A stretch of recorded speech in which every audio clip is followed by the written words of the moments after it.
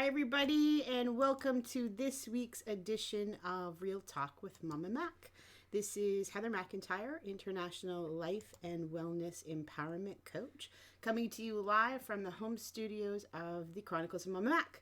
This week, I'm really excited and a little scared because I'm going to open up the vulnerability vault, and we're going to talk about feelings. We're going on that same conversation that we've been discussing here for the last couple of weeks because I think it's really important to communicate and have different opinions and views on how our feelings present themselves to us in every day, how we communicate every day, and what that means to the masses. I am very fortunate today to have a very special guest with me here.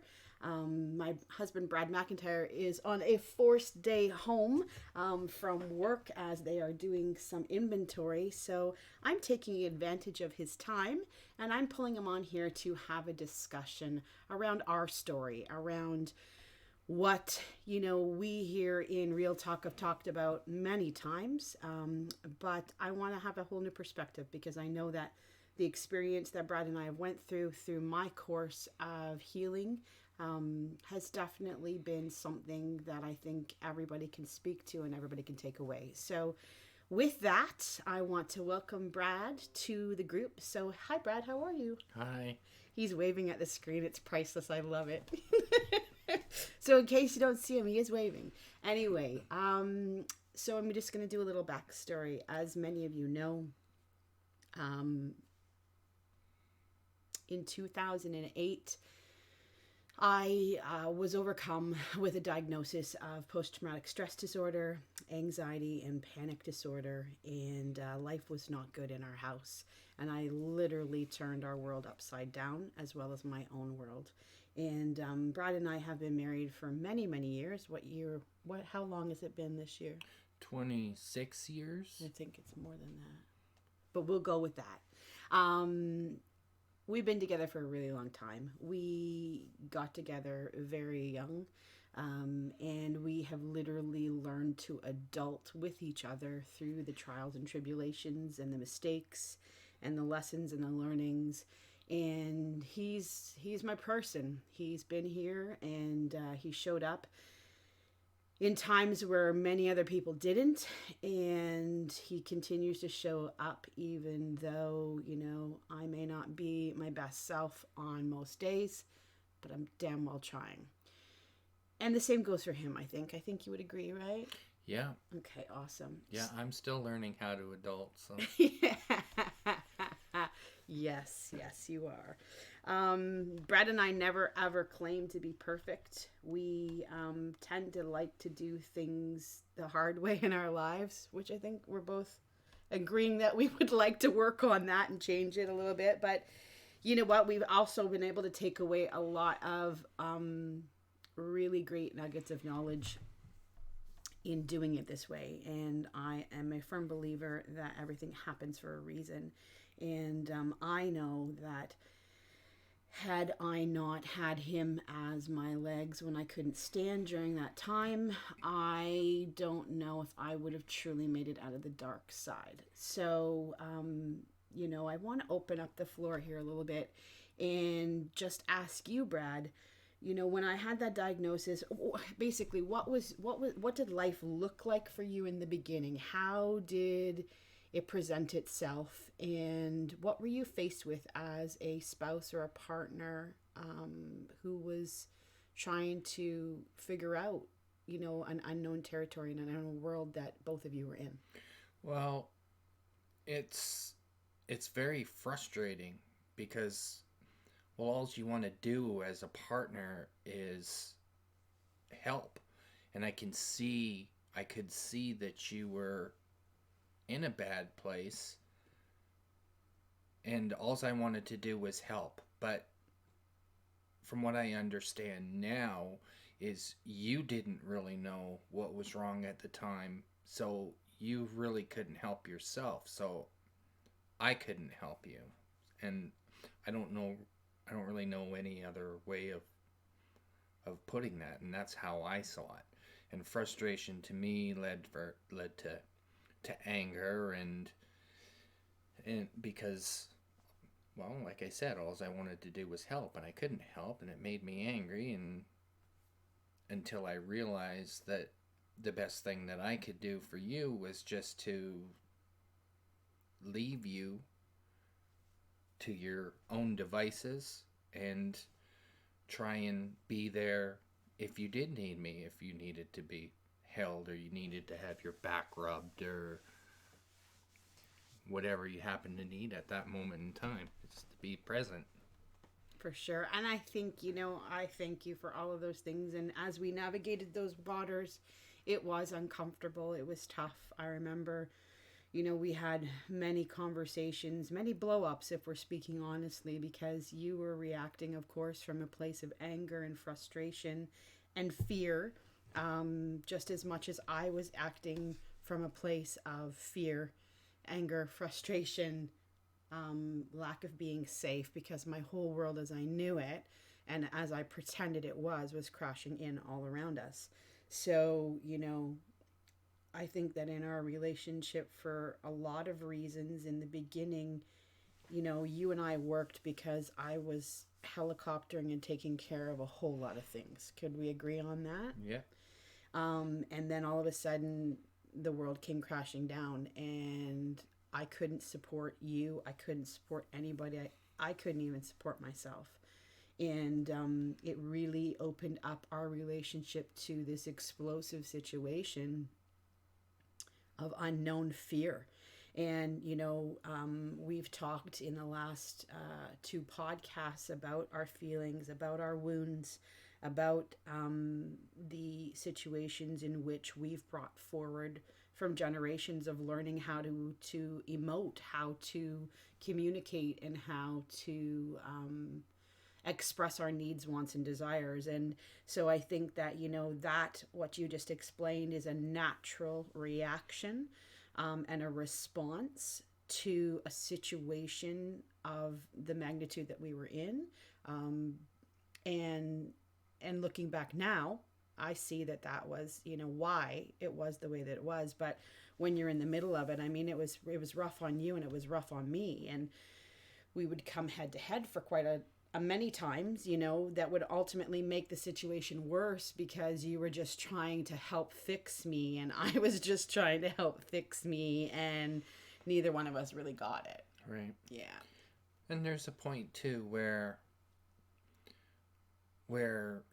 a person just wants attention. Like, I would want attention from my wife, but she is not in a place to give it.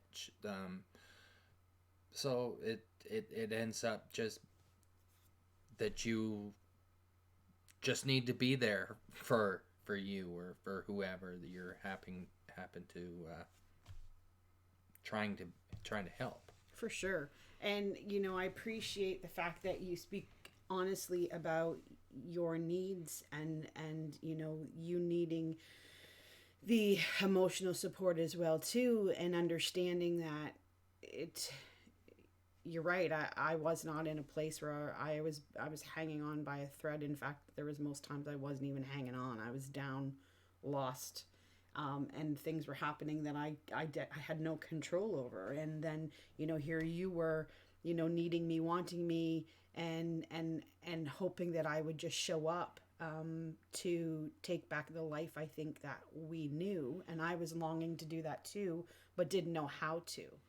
I think we've probably talked about that and heard that spoken during that time. I mean, I felt the pressure, not from you per se, but I felt the pressure from society to, Jesus Christ, Heather, pull up your big girl pants and get on with life. Yeah, suck it up and just do what you got to do. Yeah, you shouldn't be going through this. This isn't what, adults do. You're supposed to be leading your children and making an example, and you're a puddle of mud on the floor. Well, people tend to tell you that you have nothing to worry about, and that your life isn't so bad, and that you should just suck it up and deal with it. But they don't live in your shoes, and they don't have your feelings.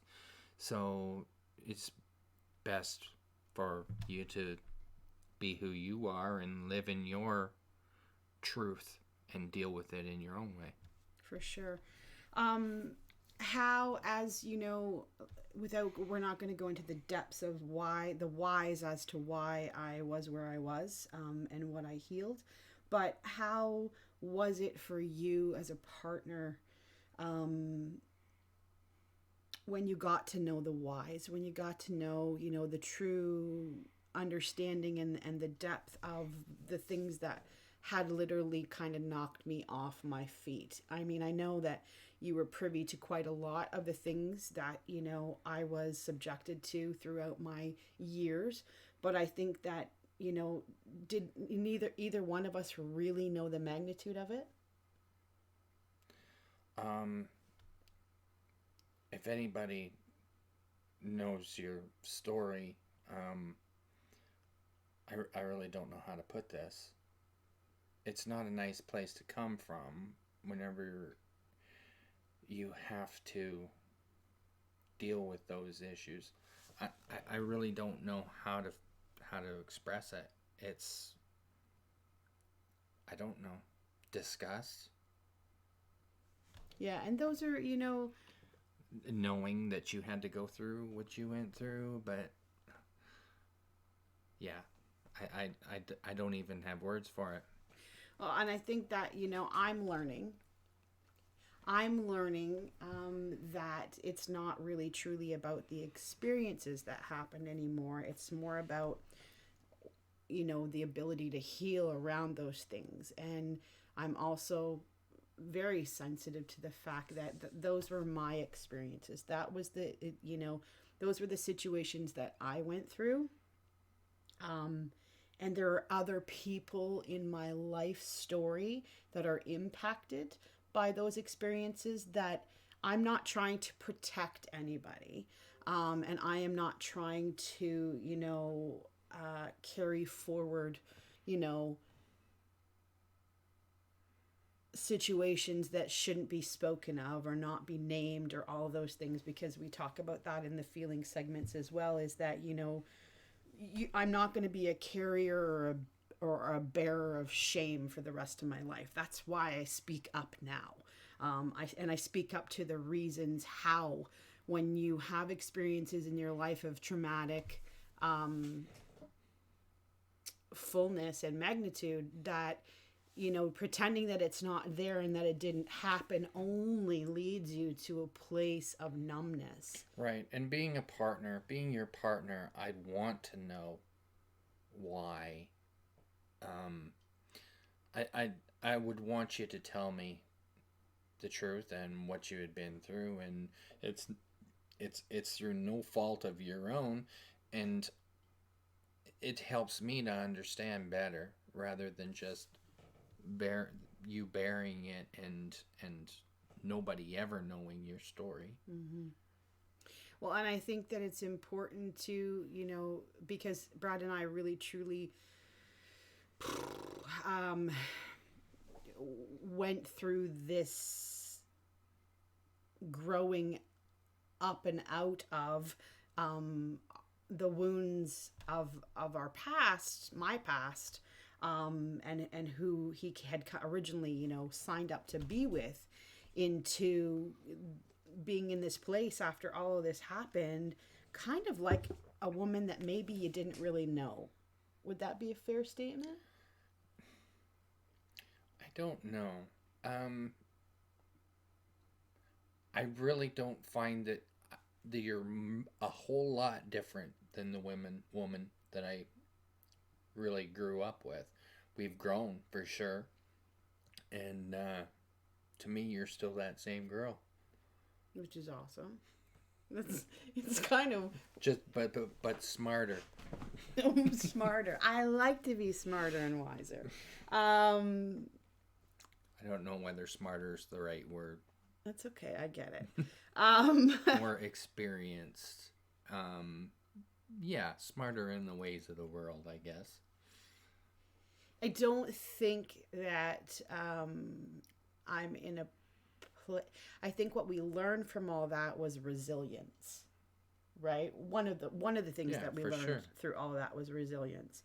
And I think we definitely, going through all that, definitely turned our relationship basically on its ass, right? We had to learn new ways of communicating with each other.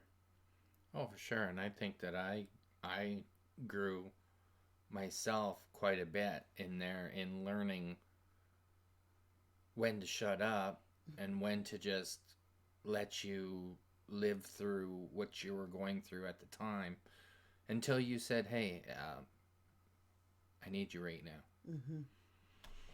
For sure. And I don't think I know that, you did definitely shift and change through there, and the dynamic of our relationship changed there, because there's a whole other understanding and awareness that came about from really truly dealing with the feelings of life, in ways that we didn't know, that we weren't aware of, because you and I, just kind of, well, I think you and I, like a lot of people out there in the world today, we just grow up, we show up, and we do what we know to do. And it's a huge book of bullshit, if you ask me. Right. And I think a lot of times it's living up to other people's expectations, your family's expectations, and then coming to a sense that, hey, I'm not living my life for anybody else but myself. So I really don't give a crap what anybody has to think about what I'm doing or how we're doing it. This is us, and take it or leave it.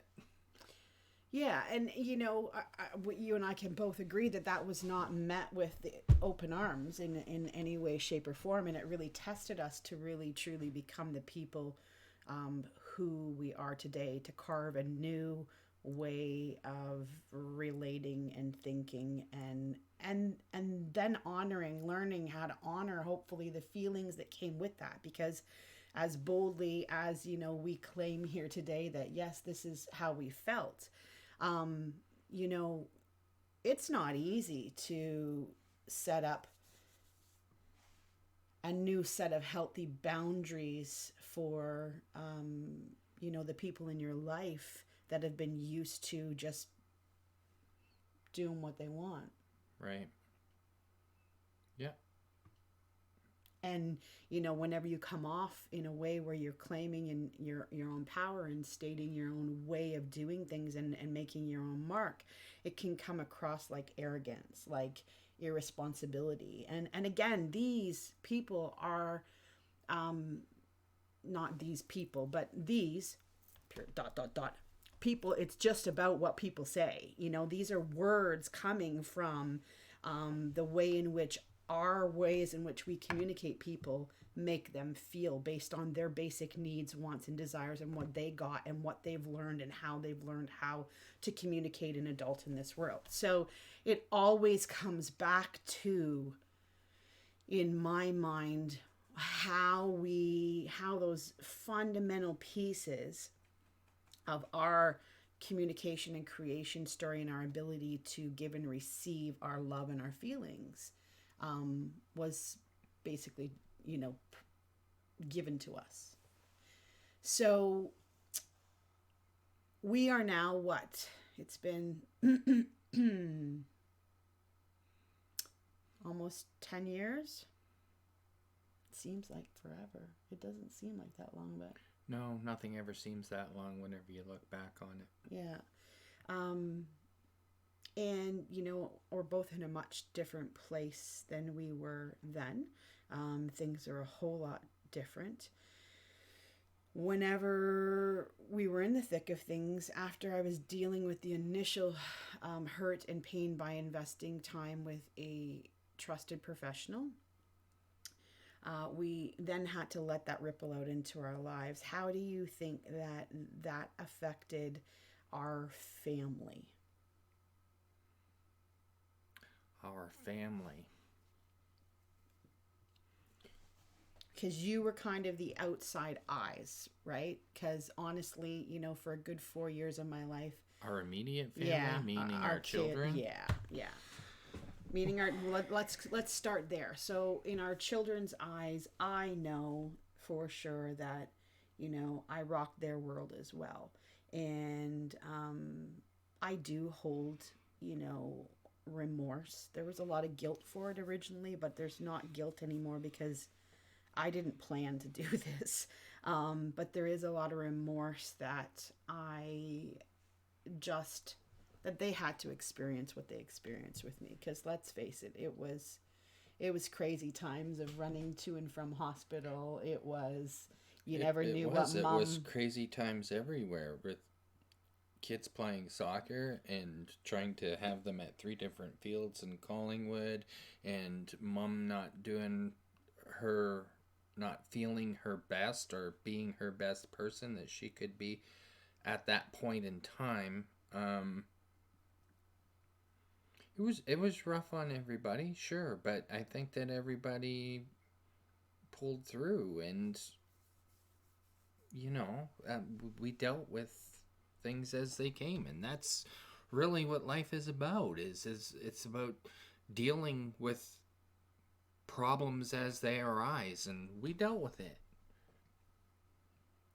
And I this is in my opinion, this is what life is all about.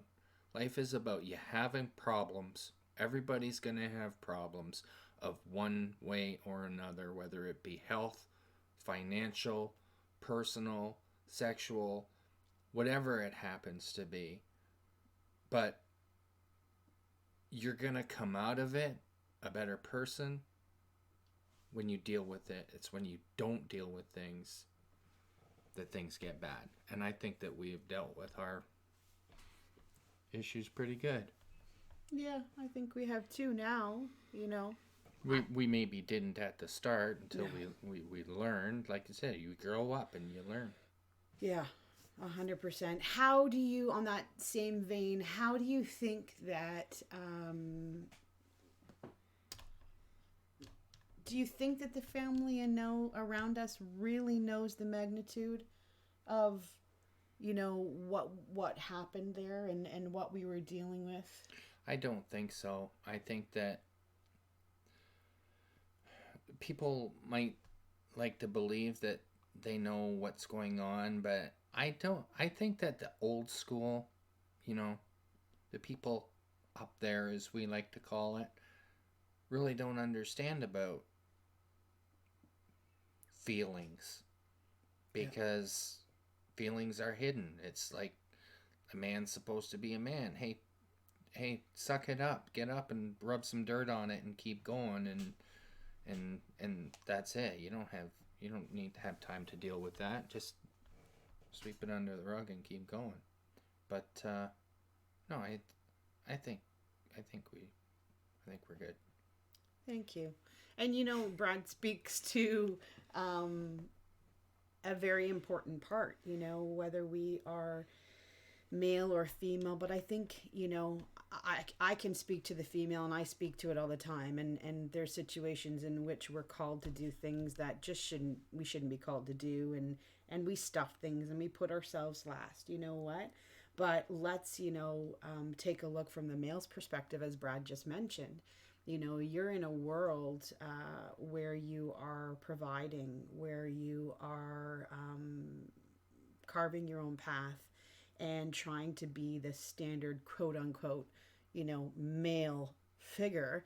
But, for a lot of males out there, you spent your whole life, like Brad said, not being encouraged to show emotion, not being encouraged to speak your feelings, and being encouraged not to express any kind of feeling other than toughness, out of fear that you would become labeled the weak one, the wimpy one, oh, he can't do this because he just doesn't have the balls to do it kind of thing.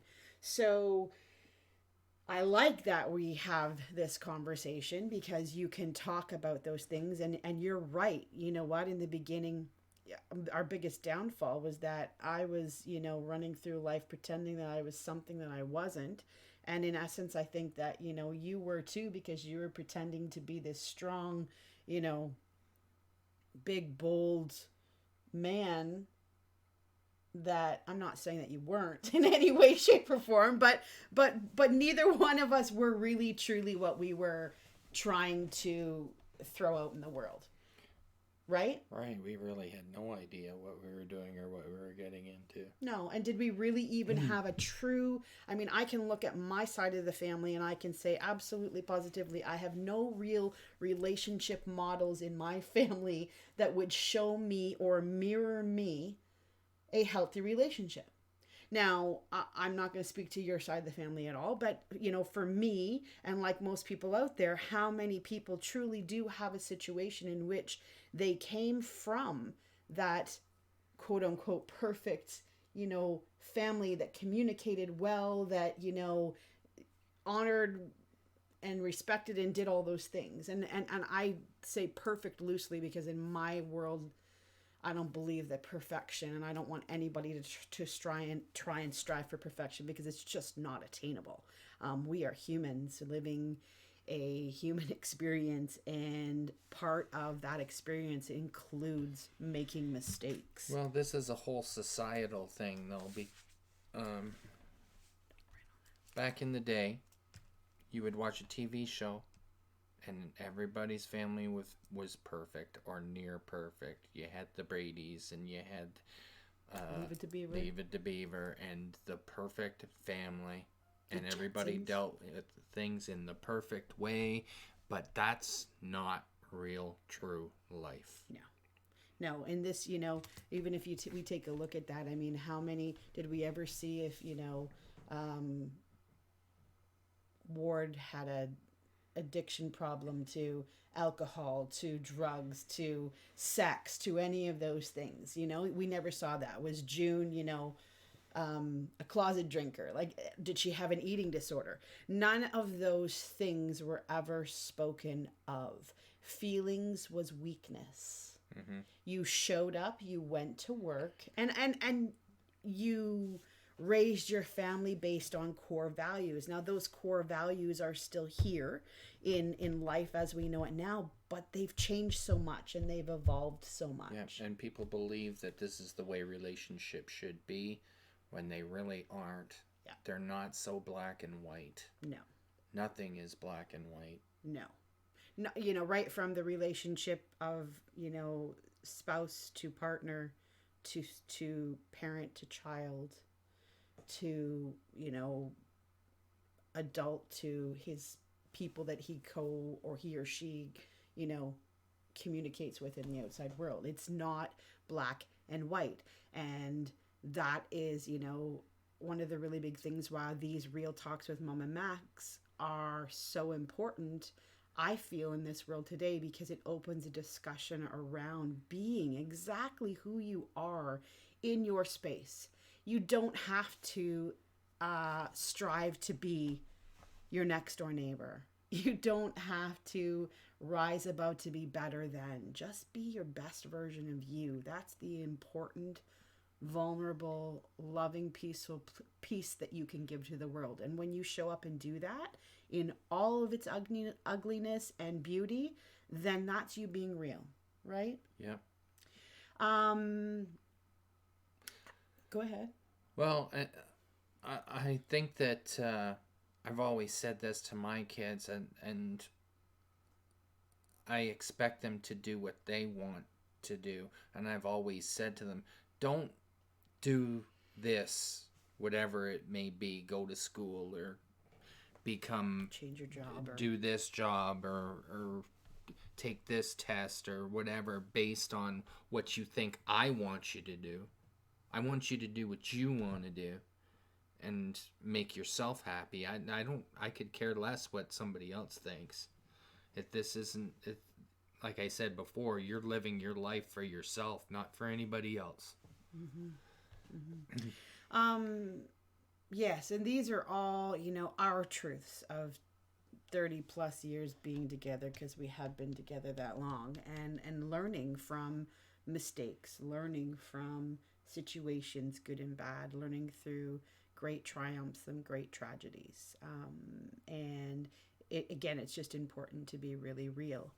I want to bring the conversation back here very quickly to how do you think that the world as a whole the world as a whole is handling mental health issues based on our experience? Because you and I really truly experienced some of the worst and the best experiences through all this. And before I get him to answer that question, I'm just going to quickly say that I had 3 very special people show up in my life during all of this. I call them my walking angels.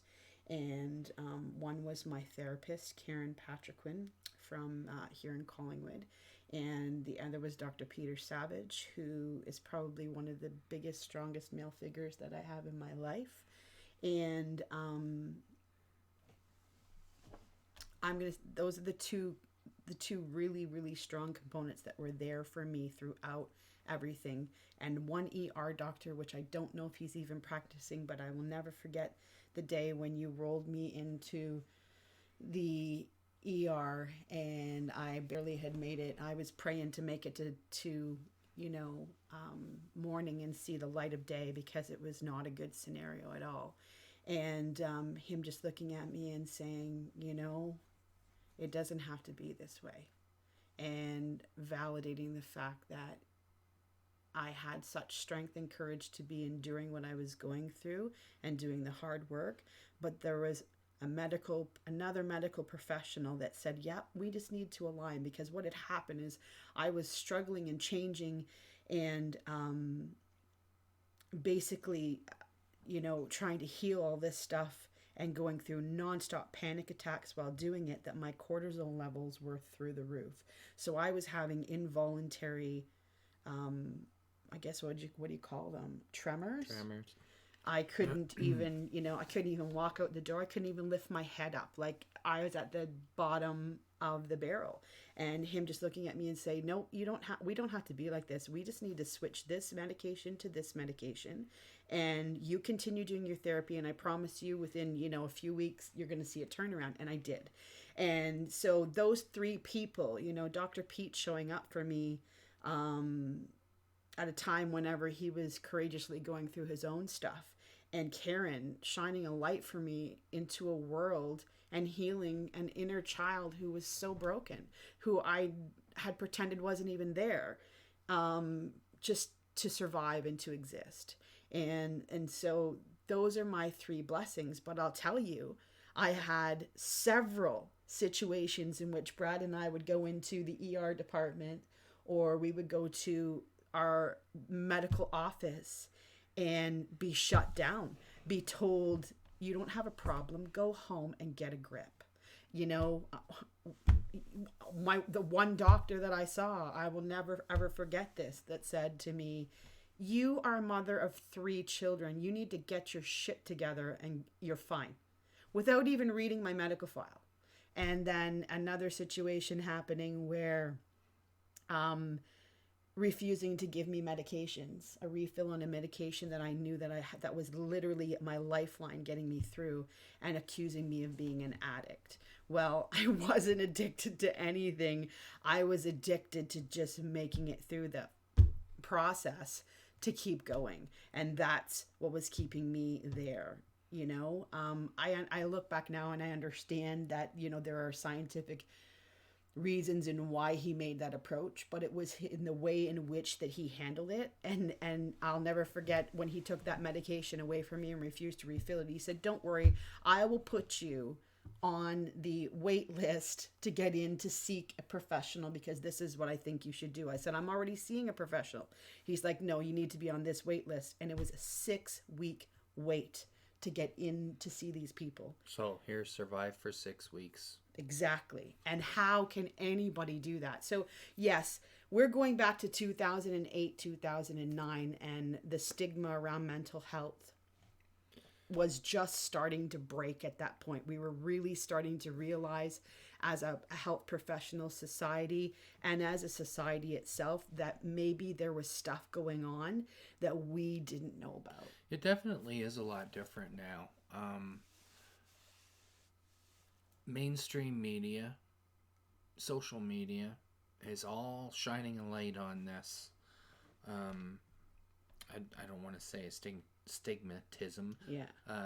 But it's people are much more aware, I guess is what I'm looking for, that mental health is not necessarily linked to physical science, as some doctors would like to think, that there's nothing the matter with you, just go home and suck it up and pull up your big girl panties and look after your family. It's not like that. It doesn't work that way.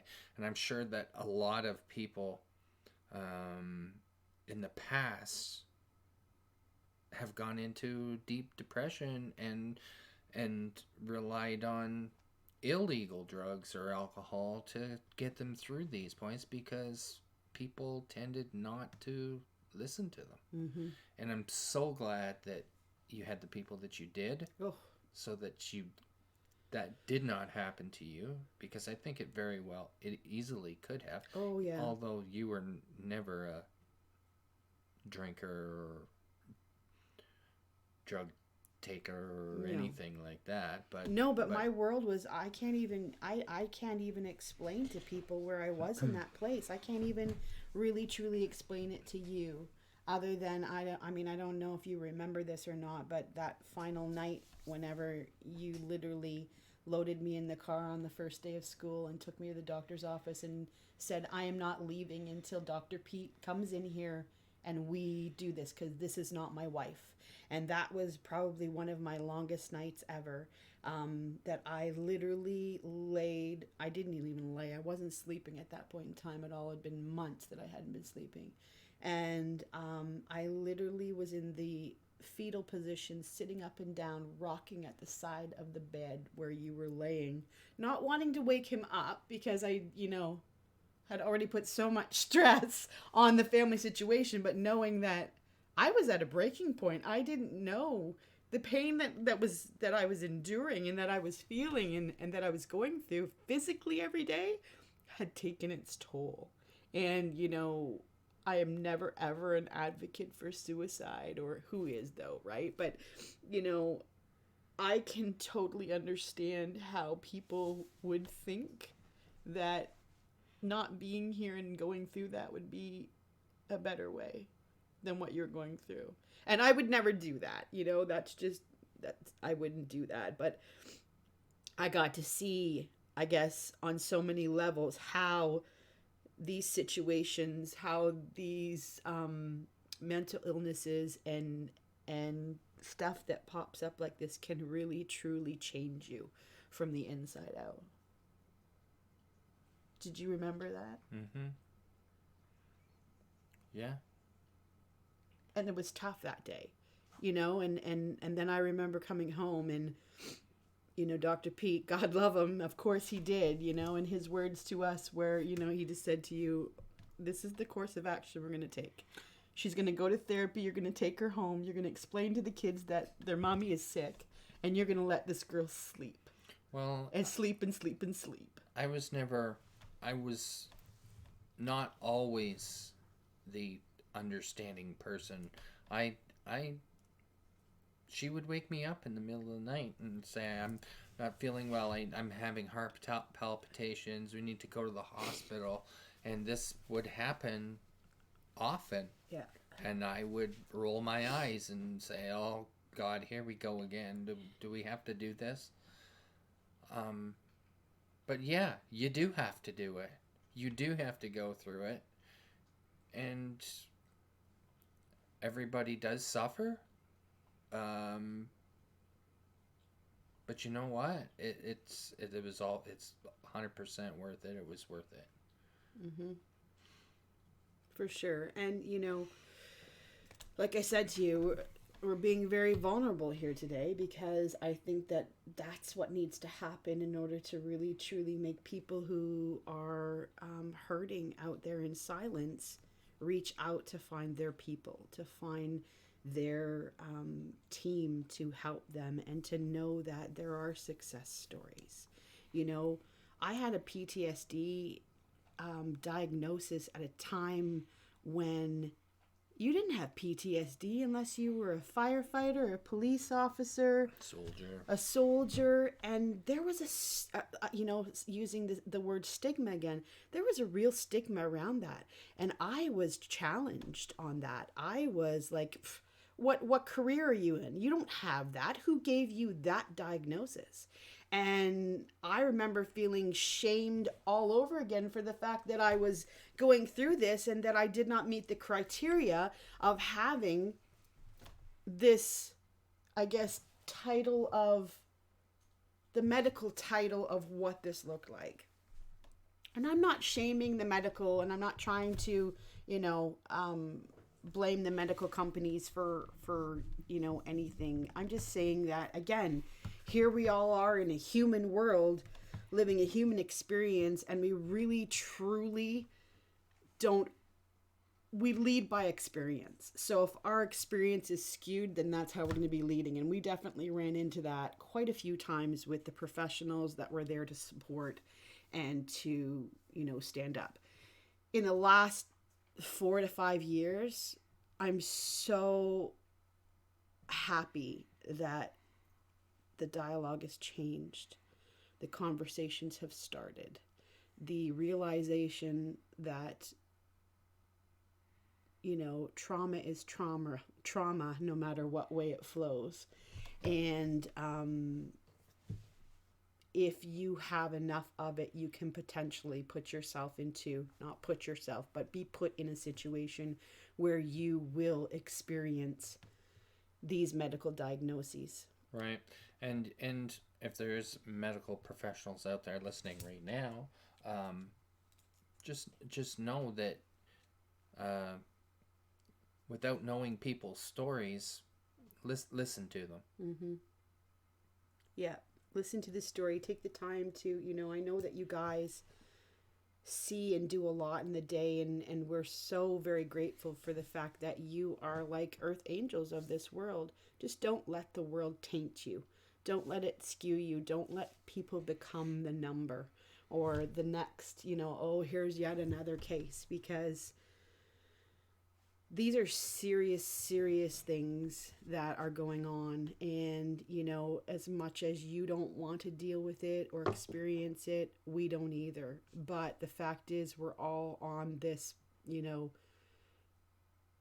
place of origin whenever we're faced with this that we have to deal with. We have to come together as a team in the best interest. And, as far as people who are traumatically going through situations where they need help, get yourself pull on somebody to be that second person, that second support, because you need that. There are, blocks and times throughout my whole experience that I have just blocked out, that I really don't understand and remember and know, except for little snippets every once in a while that we have in conversation as we talk about it here as a family.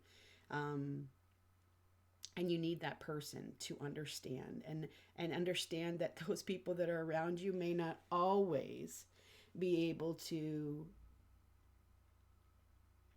Don't take their reactions at face value. Remember you said that, there was times where you'd roll your eyes. Well, when you'd roll your eyes at me, I was just thinking, oh my God, this is another way in which I've let my family down again. But try to not make it, try not to take that too personally, because I think it's just coming from a place of just not knowing how to support, not knowing how to navigate through these waters just as much as you don't. So, yeah. Yes. True story. All right, listen, we are going to wrap that for today. If you are out there and you are struggling with anything, find your team member. If you need a team member, I am here. I can help bridge a gap between getting you to where you need to go to or diving deep into some of the amazing programs that I offer. And you can check all those out on the website at www.thechroniclesofmamamac.com. Brad, thank you so much for showing up, for being here, for traveling down some of the shittiest roads we've experienced and some of the best. Thank you. And I think this is really cool. I look forward to having more guests on here to speak openly about all these things. Keep shining brightly. Keep reaching for the best in everything, because it's worth it. And from my home office here at the Chronicles of Mama Mac to your home, much love to you all. And we'll see you on the next session of the Real Talk with Mama Mac. Take care, everybody, and have a great day. Bye-bye.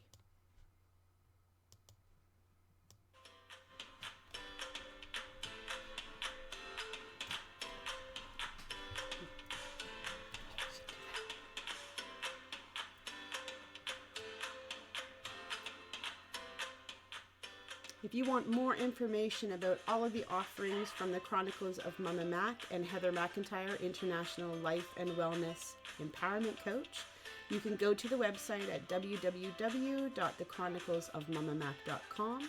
Check us out on YouTube at thechroniclesofmamamac.com, Instagram at thechroniclesofmamamac.com, and on Facebook. Have a great day, everybody. Shine brightly.